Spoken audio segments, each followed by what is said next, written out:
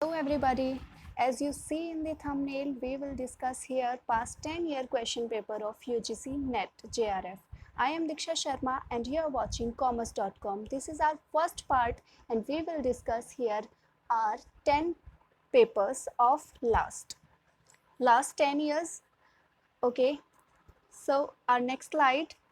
The first question is, ये मैंने English में लिख दिया है ताकि आप अगर जिन्हें हिंदी में, क्योंकि ये थोड़ा सा हिंदी भी रब हो चुकी है, इंग्लिश में मैंने लिख दिया तो उसकी हिंदी क्या है। यदि कोई फर्म परिवहन पर बढ़ी हुई लागत को उपगत करने के लिए तैयार है, यानी कि कम करने के लिए तैयार है, ठीक है, बढ़ी हुई जो लागत थी उसकी परिवहन पर उसे कम करने के लिए तैयार है, तो क्या उससे हम ये मान सकते हैं कि वो इन्वेंट्री पर अपनी लागत को कम करने की स्थिति में है, ये बोल रहा है इसमें। तो हाँ, ये चीज़ गलत नहीं बोल सकते हम, ठीक है। आगे बढ़ते हैं, इसको सही सिद्ध करते हुए क्या तर्क दे रखा है, क्योंकि एक क्वेश्चन हिंदी में है तो मैं इसकी सारी चीज़ें हिंदी में बोल देती हूँ। आगे के जो क्वेश्चन इंग्लिश में होंगे उन्हें इंग्लिश हिंदी दोनों में डिस्कस करेंगे, राइट। तो आगे वो बोल रहा है रीजनिंग के अंदर, क्योंकि ऐसी स्थिति में फर्म परिवहन के सबसे तेज माध्यम का उपयोग कर सकती है, ठीक है। अगर उसे अपनी लागत को कम करना है तो ऐसे चीज़ का उपयोग कर ले जो सबसे तेज जाए और उसकी इन्वेंट्री की लागत कम हो जाए और परिवहन की लागत की परवाह नहीं करते हुए वांछित भंडार का सामान स्टॉक पहुंचा सकती है। तो यहाँ क्या हुआ कि वो जो स्टॉक था, जो भी सामान था, वो अगर वहाँ से निकल जाता है तो उसकी इन्वेंट्री की लागत कम आ जाएगी। तो पहला ठीक है, दूसरा उसे सही से एक्सप्लेन कर रहा है, ये चीज़ है। तो इसलिए हमारा ऑप्शन नंबर 1, यहाँ पर मैंने ऑप्शंस नहीं दिए हैं क्योंकि इस स्लाइड में नहीं आ रहे थे वो। Okay, so let's move to the next question.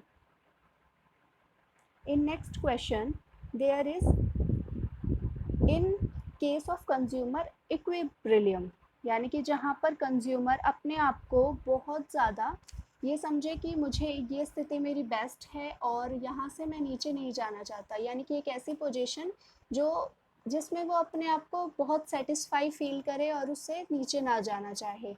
तो एक मैक्सिमम एक पॉइंट होता है उसकी टोटल यूटिलिटी का, एक ऐसा लेवल जो वो अपनी इनकम पे उस टाइम पा रहा होता है, यानी कि अपनी एक लिमिटेड इनकम में उस मैक्सिमम पॉइंट पे उसे मैक्सिमम सेटिस्फेक्शन मिल रही होती है, उसे बोलते हैं हम, ठीक है।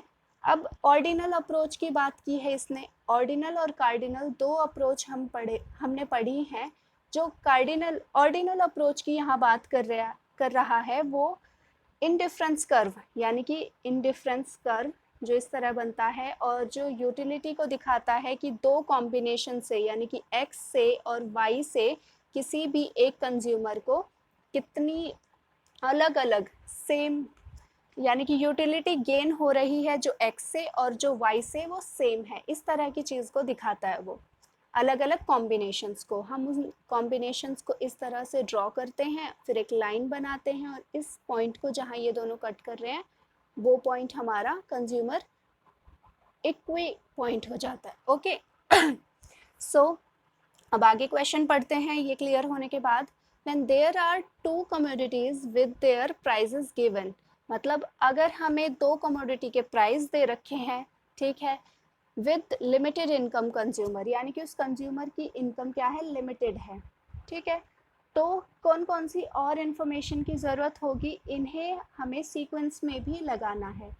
तो देख लिया हमने प्राइस लाइन, बजट लाइन, ये जो लाइन बनाई वो indifference map, point of tangent, okay, और equality of slope IC, budget line. तो इस तरह से हमने देख लिया कि हमें इन सब की ज़रूरत होगी। तो इनका सीक्वेंस क्या होगा, सीक्वेंस होगा सबसे पहले हम बनाएंगे इंडिफरेंस मैप, ओके, उसके बाद उसके ऊपर प्राइस लाइन प्लॉट करनी है एंड देन फिर हम देखते हैं इन दोनों पॉइंट में से एक equality of slope ICN budget line, दोनों के बीच में एक स्लोप जहाँ पर इक्विलेट हो रहा है उसको देखेंगे और फिर पॉइंट लगाएंगे, यानी कि पॉइंट ऑफ टेंजेंसी। तो इससे हमें क्लियर हुआ कि बी था, उसके बाद ए, फिर डी और फिर सी। यहाँ पर ऑप्शन 2 या 3 था ये, तो ये आंसर है। Okay, so let's move to the next slide. In the next question यहाँ पर मैच द कॉलम करने हैं। ये चीज़ें काफ़ी बार हम याद नहीं करते, और याद भी करते हैं तो लास्ट टाइम पर ये स्किप हो जाती हैं। तो कुछ एक जैसे मैंने याद कर रखा था रिस्क थ्योरी। ओके, कहाँ गया ये, मैंने रिस्क थ्योरी का याद कर रखा था और इन ऑप्शंस में से देख के मैंने उसे एलिमिनेट कर लिया। रिस्क थ्योरी का क्या था, हाउले रूल बोलते हैं हम इसे, एफपी का। तो मैंने डायरेक्ट इसको देखा और फिर ऑप्शंस में देखा कि सी का फर्स्ट कहाँ दे रखा है, थर्ड, तो ये मैंने मार्क कर दिया। तो आप भी इसी तरह सारे ना देखकर ऑप्शंस के साथ भी थोड़ा बहुत खेल कर अपना आंसर निकाल सकते हैं। ओके, लेकिन सबके बारे में अगर बात करें तो यहाँ पर ए का फोर्थ यानी कि ओके, क्लियर हुआ, right. So let's move to the next slide. इस स्लाइड के अंदर वो पूछ रहा है which of the following type of authorities are found in most organisation.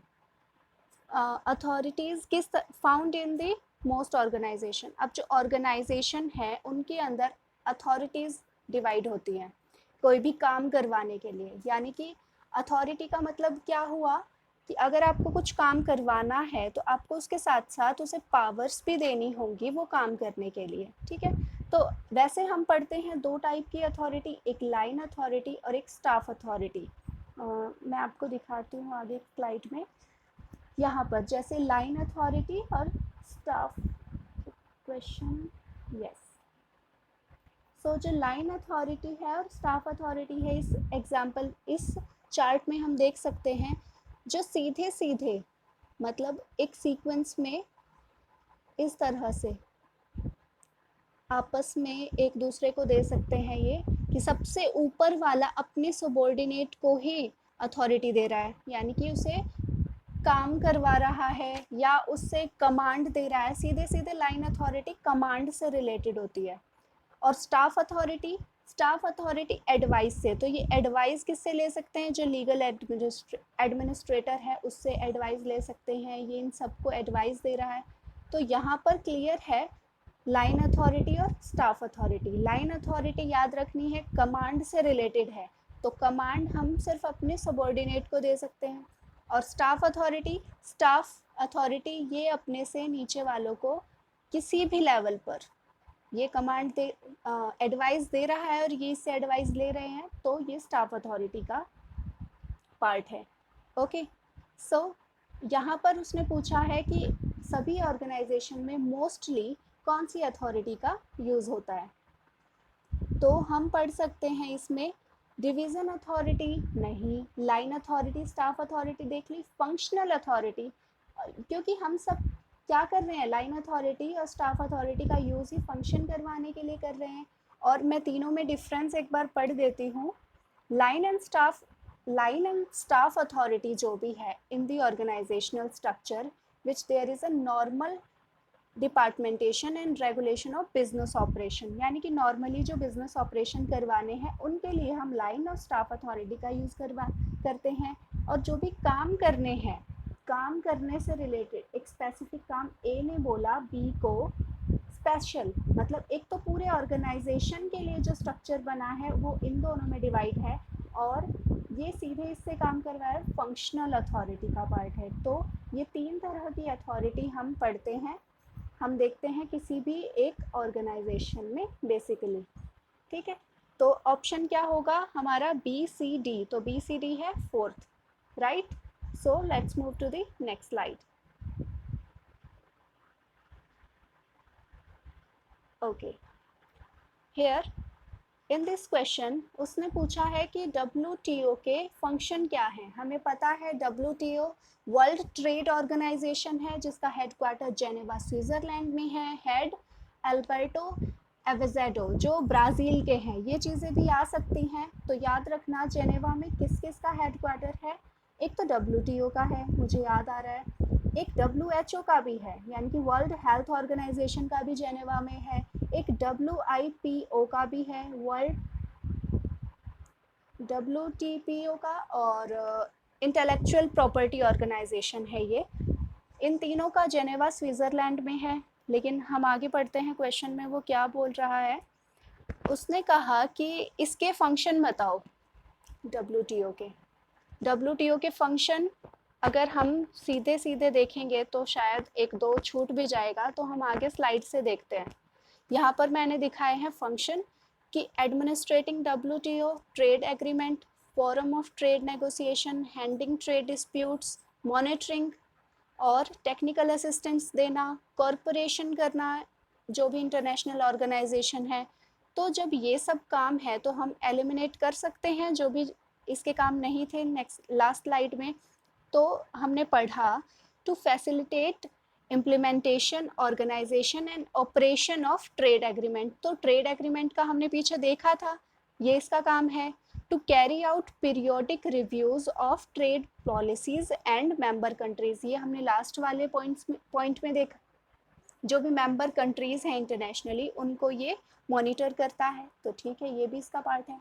To assist in the establishment of multilateral system of payment, नहीं multi ये payment से रिलेटेड इसका कोई काम नहीं था। प्रमोट इंटरनेशनल मॉनेटरी कॉपरेशन, ऐसा भी कोई काम नहीं था। तो ये जो दो हैं बेसिकली इसके दो फंक्शन हैं। तो दो फंक्शंस यहाँ पर हम बोल सकते हैं कौन कौन से हुए, A and B option are is correct. Okay, so let's move to the next slide. अब यहाँ पर मैंने 5 क्वेश्चन सेकेंड पेपर के डिस्कस किए। अब यहाँ पर हम डिस्कस करेंगे फर्स्ट पेपर के 5 question. Okay, so let's start. यहाँ पर एक मैथ का क्वेश्चन है। ये मैथ के जो शुरू में क्वेश्चन थे मैंने बीच में बिल्कुल सीक्वेंस नहीं तोड़ा। जो मेरे पास पेपर था एक, उसमें जिस सीक्वेंस में दे रखे थे क्वेश्चन मैंने वही उठाए हैं। तो मेरे में फर्स्ट क्वेश्चन फर्स्ट पेपर का ये दे रखा था, इसको सॉल्व करते हैं।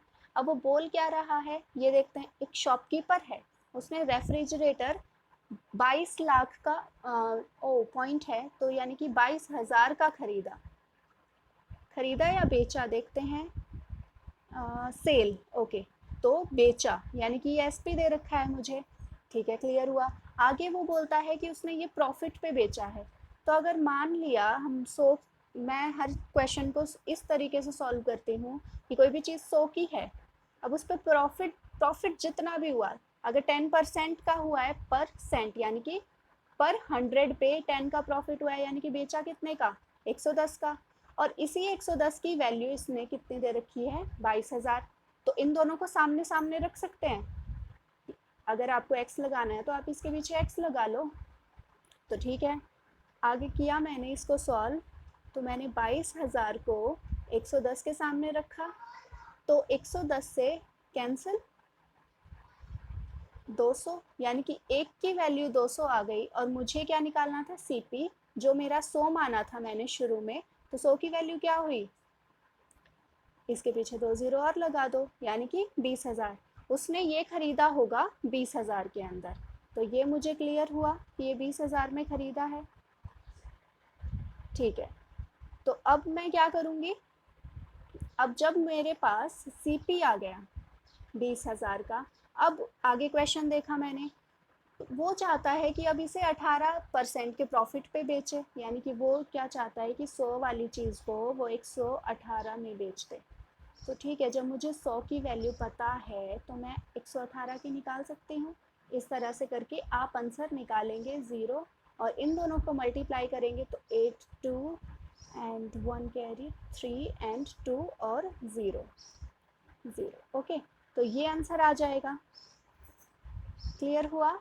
और एक तरीका ये भी हो सकता है कि आप सीधे ये लिखो 22,000 अपॉन, ये किसकी वैल्यू थी जो मैंने यहाँ पे शुरू में सॉल्व कर ली थी, ये 110 की वैल्यू थी, 110 नीचे लिखो। और अब वो चाहता है किसकी वैल्यू निकालना, वो चाहता है 118 की वैल्यू निकालना, तो इसको इंटू 118 कर दो। ठीक है, ये कोई ट्रिक नहीं है, ये सीधे बेसिक कॉन्सेप्ट है कि 110 की वैल्यू ये थी, तो इसे डिवाइड करके मैंने 1 की वैल्यू निकाल ली। अब जब 1 की है तो मल्टीप्लाई करके मैं किसी भी की निकाल सकती हूँ, तो 118 की भी मैंने निकाल ली, तो जो आएगी ये। So first is my answer. Okay, let's move to the next slide. यहाँ पर उसने क्या बताया है कि शिक्षण के कुछ चीज़ें बताई हैं कि एक शिक्षक को इसको मैं जूम करती हूँ, प्रभाव पैदा करने के लिए यानी कि इन्फ्लुएंस करने के लिए अपने व्यवहार में कौन कौन सी चीज़ें रखनी चाहिए। अब इनमें से जो बेस्ट ऑप्शन है वो हमें सेलेक्ट करने हैं, तो देखते हैं क्या है। और ये क्या है, जो अधिकर्ता अवरोध, हिंदी काफ़ी ख़राब है इसलिए मैंने इंग्लिश में भी लिखा है ये, clarifying ideas for what the learner is at different level of intelligence, यानी कि वो आइडियाज़ को क्लैरिफाई कर दे। अब क्योंकि जो भी बच्चे क्लास में पढ़ रहे हैं, ज़रूरी नहीं है सबका इंटेलेक्चुअल लेवल सेम हो, सब एक ही तरह से समझ पाएँ, तो वो सबको अच्छे से समझाए। तो ये तो एक टीचर की जिम्मेदारी होती है, ये उसका बेसिक काम है। ठीक है, कहाँ गया ये, यस, तो ये इसकी एक जिम्मेदारी है, तो हमने इस पे टिक कर लिया। अब आगे चलते हैं। नेत्र संपर्क, वाणी, भाव भंगिमा इत्यादि में उत्साह, मतलब उनमें कुछ चेंजेस करके कि आँखों से, बोलने से, इसमें कुछ ज़्यादा ऊपर करके, मुझे मेरे हिसाब से नहीं लगता कि ये ऑप्शन है। ठीक है, मतलब बेस्ट ऑप्शंस में हम इसे नहीं रख सकते। वैसे तो टीचर अच्छे से बोल कर अपनी आवाज़ को तेज़ कम करके बच्चों को अच्छे से और पढ़ा सकता है, लेकिन बेस्ट ऑप्शंस में इसे बाद में देखेंगे। अब नेक्स्ट पे चलते हैं। स्वीकृति, संप्रेषण और विद्यार्थियों के विचारों का प्रयोग करना, यानी कि उनसे पूछना, उनके विचारों को अपने साथ यूज़ करना, तो ये भी एक बेस्ट ऑप्शंस में देखते हैं अगर हो सकता है तो। फर्स्ट तो है, जो है उस पर क्लियर करके रखो। नेक्स्ट में आगे वो क्या कह रहा है, साधारण प्रश्नों के माध्यम से जांच करना और चर्चा को किसी उच्च चिंतन स्तर पर ले जाना। उच्च चिंतन स्तर पर ले जाना, इसको सोच सकते हैं कि हम बीच में कोई भी एक डिस्कशन करें और फिर उससे देखें कि उनके बीच में चीज़ें कैसे जा रही हैं, बच्चे समझ रहे हैं या नहीं समझ रहे, इस तरह से। तो वो इस तरह से बोलना चाह रहा है। ठीक है, आगे देखते हैं। आगे क्या है कि अर्थपूर्ण मौखिक सराहना का प्रयोग करके, यानी कि जो बच्चे हैं उनको शाबाशी देके, उनको थोड़ा सा कि हाँ यू कैन डू इट, इस तरह से उनको प्रोत्साहित करके अपनी भागीदारी में ला सकते हैं, यानी कि उन्हें अपने साथ इन्वॉल्व कर सकते हैं। ये तो बेस्ट ऑप्शन है ही कि ये दोनों बेस्ट हैं। अब जो ऑप्शंस इसमें नहीं दिख रहे, ए बी सी और ए बी ई भी था एक, तो इन्हीं में से हम एक देख सकते हैं कि, और बी ऑप्शन नेत्र संपर्क, भाव भंगिमा, इस पर हम थोड़ा सा सोच रहे थे, तो ये एक ऑप्शन ठीक लग रहा है। तो इन तीनों को देखते हुए ये ऑप्शन करेक्ट है। और यूजीसी के अकॉर्डिंग मैं देख लेती हूँ, yes, this is the right option, A, B and E. So now clear कि A, B and E is the right answer. So let's move to the next slide.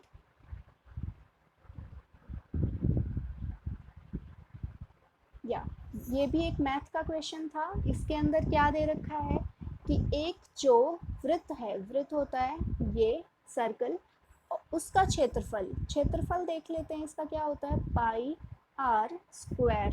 ठीक है, ये इक्वल दे रखा है, उतना ही है जितना कि 11 सेंटीमीटर विकर्ण वाला एक वर्ग, यानी कि एक वर्ग की बात कर रहा है, इसके एक विकर्ण की, यानी कि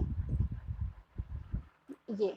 ओके, अब मुझे पता है कि एक वर्ग का यानी कि एक स्क्वायर का एक विकर्ण का फॉर्मूला आपको पता होगा कि क्या होगा कि एस,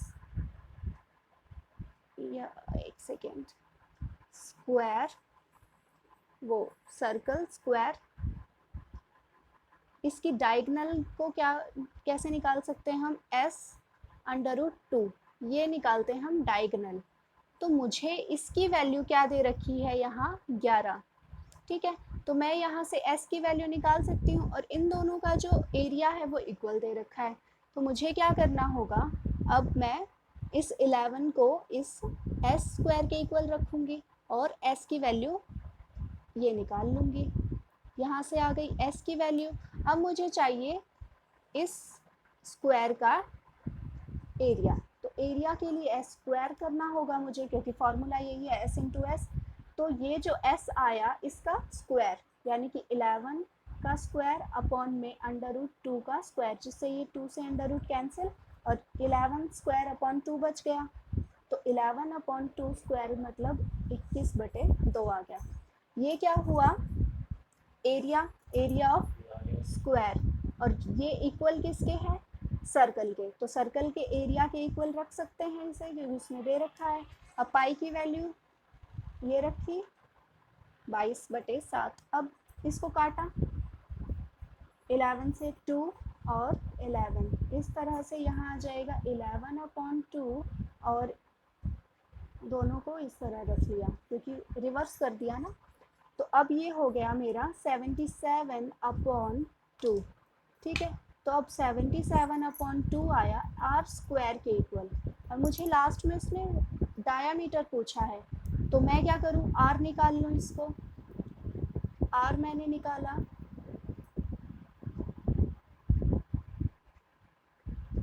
यस। सो अब ये मेरी r आ गई। अब r के बाद मैं इसको ही डायामीटर बनाने के लिए क्या करूँगी, इंटू 2 कर दूँ। तो मुझे इंटू 2 यहाँ भी करना होगा, क्योंकि 2r क्या होता है, d होता है।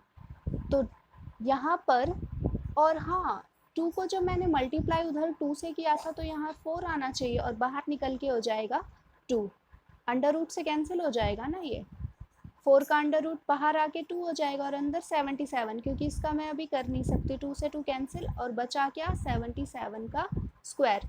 अब 77 के स्क्वायर को एग्जाम में निकालने बैठेंगे काफ़ी मुश्किल आएगी। तो अब इस 77 के स्क्वायर का क्या करूँ, 8 का स्क्वायर सबको पता है 64 होता है, 9 का सबको पता है 81 होता है। अब जो 77 का √, तो वो इन दोनों के बीच में कहीं आना चाहिए। अब ऑप्शंस देखते हैं, इन दोनों के बीच ऑप्शन कौन सा है, ये। सो मेरा फर्स्ट आंसर। तो काफ़ी चीज़ें ऑप्शन से भी सॉल्व हो जाती हैं, और ये मैंने आपको समझाया इसलिए टाइम लग रहा है, वरना काफ़ी इजी है, आप सीधा कैलकुलेट करो। लेकिन हाँ, साथ में इनका यूज़ ज़रूर करो, क्योंकि आपको चीज़ें याद रहेंगी। चाहे छोटा छोटा बना लो आप डायग्राम्स को, लेकिन बनाओ क्वेश्चंस को करते टाइम, प्रैक्टिस के टाइम। अब let's move to the next slide. यहाँ पर है, ये भी एक मैथ का क्वेश्चन है। ओके, 2, 9, 20 एंड 35, 74, 77, इसके अंदर हमें देखना है कि क्या एक सीक्वेंस यूज़ हो रहा है। तो इस सीक्वेंस को एक बार आप देखो। मुझे सबसे पहली चीज़ दिख रही है कि मैं इनका बीच का डिफरेंस देखूं, 7 और इन दोनों के बीच 11, इन दोनों के बीच 15, फिर 19, फिर 23, ऐसे बढ़ रहा है सब कुछ। यानी कि अब ये कोई ऐसे भी नहीं है कि बीच में कोई वो प्राइम फैक्टर्स छोड़ रखे हैं, नहीं। मेरे को दिखा कि 9 छोड़ दिया, फिर 13 छोड़ दिया, फिर 17 छोड़ दिया, फिर 21 छोड़ दिया। ओ, यानी कि हमें ऑड नंबर लेने हैं, लेकिन बीच में से एक छोड़ते हुए।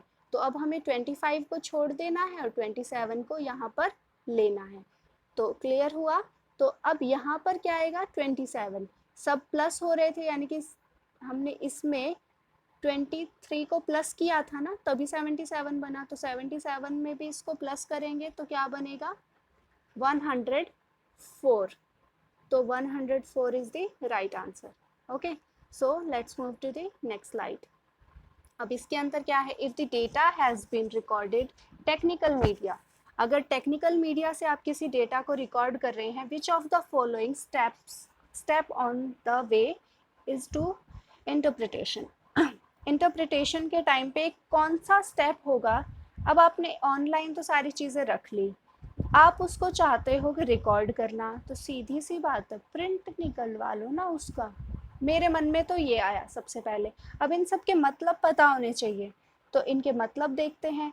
ट्रांजिशन का मतलब होता है प्रिंटेड वर्जन, ठीक है। तो मुझे लगा अरे यही ऑप्शन हो सकता है, लेकिन आगे का भी तो मतलब पता होना चाहिए ना। तो आगे का देखते हैं। स्ट्रक्चरल इक्वेशन मॉडलिंग क्या होता है? स्ट्रक्चर इक्वेशन मॉडलिंग होता है एक स्ट्रक्चर बना लेना, जैसे कि मैंने इसमें दिखाया है नेक्स्ट स्लाइड में आपको, इस तरह से किसी भी चीज़ को बहुत अच्छे से इंटरप्रेट करना कि ये एक इंटेलिजेंट बच्चा है, ये एक एग्जाम्पल है बस कि इंटेलिजेंट बच्चा स्केल 1 का इतने मार्क्स, और ऐसे करके उनके बीच में एक सही से स्ट्रक्चर बनाकर और दिखाना कि उसके मार्क्स यहाँ इतने आए, यहाँ इतने, यहाँ इतने, इस तरह से। ठीक है, तो ये एक एग्जाम्पल मैंने आपको दिखा दिया। अब हम नेक्स्ट स्लाइड पर, पिछली स्लाइड पर देखते हैं। ये क्लियर हुआ?